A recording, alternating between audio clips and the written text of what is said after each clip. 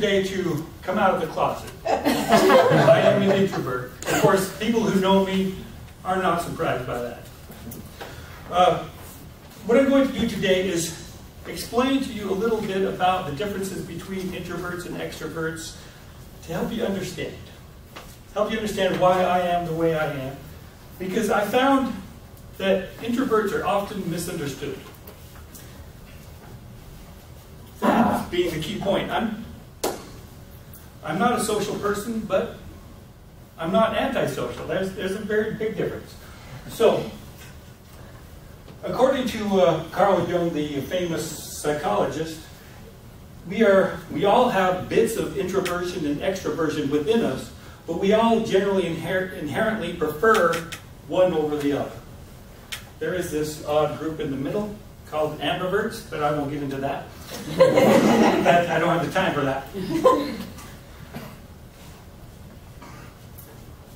Let me move on to my next slide. So why does it matter? Why do we need to label something introverted or extroverted? Well, the reason is the estimates show that 1/3 to 1/2 of the population are introverts.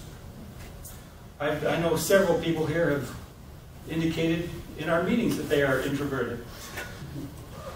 And the main point I want to make here is that introversion is a very healthy personality type. It's different than extroversion. Extroversion is not superior, and introversion is not superior. And the key graphic I want here is that we are complementary. When we all work together, we can accomplish great things. There's different ways that introverts do things and different ways that extroverts do things, and it's all necessary. It's all important. Again, an important point that I found in the research is that society, our Western society in particular, puts a great emphasis on the extroversion. That you go to the self-help book aisle, most of the books there are how to win friends and influence people. They're extroverted traits that they want us to have. There aren't many books on how to be more inward. But that's okay. So we're often misunderstood. And the key point is that understanding the differences between the two can make all the difference in the world. So I did a lot of research and found a lot of different articles about how they're different. This one's really busy. I really like this one though, but I condensed it into the key piece that I want to talk about. Some of the differences are, when it comes to dealing with people and interacting with people, introverts often get drained by personal interaction. It wears us out. And the result is that after long periods of interaction with people, we need to recharge. And we do that by retreating into our shell. Whereas extroverts, they get energized by interacting with people. After a long day at work, an extrovert might go out to the club. Whereas an introvert, no thank you. I've had enough of interaction.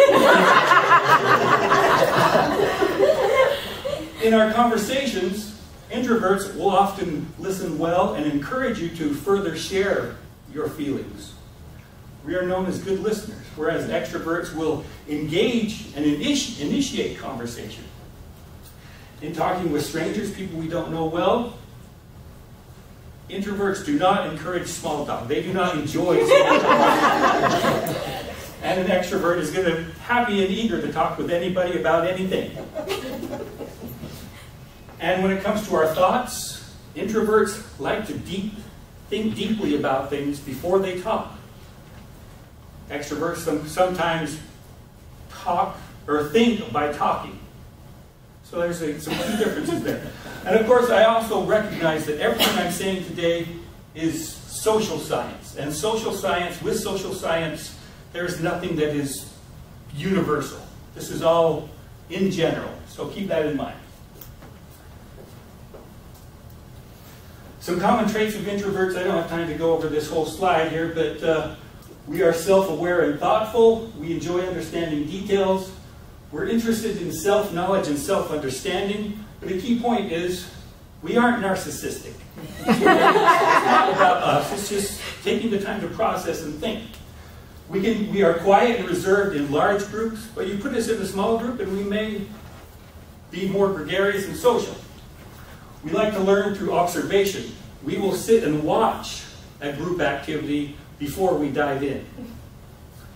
And we generally tend to have small groups of very close friends rather than large groups of not so close friends.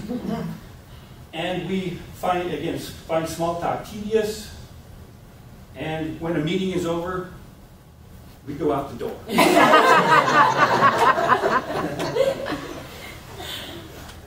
Another key point is shyness and introversion are not the same thing. They are, in fact, very different. Shyness can affect both introverts and extroverts. Shyness is born out of fear and anxiety, fear and anxiety of social situations.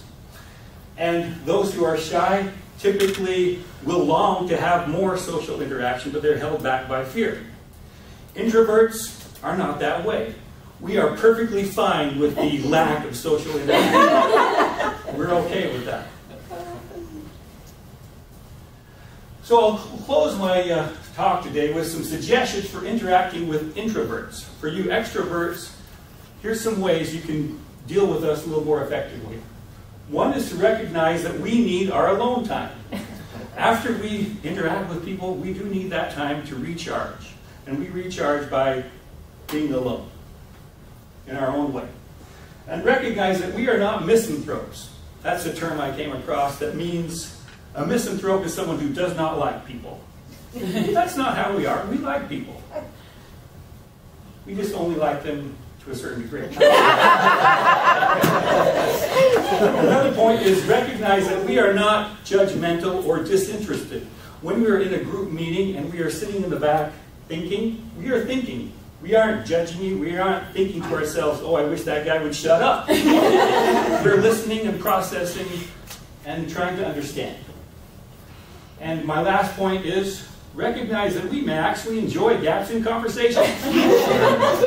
That the term awkward silence, that was not created by an introvert.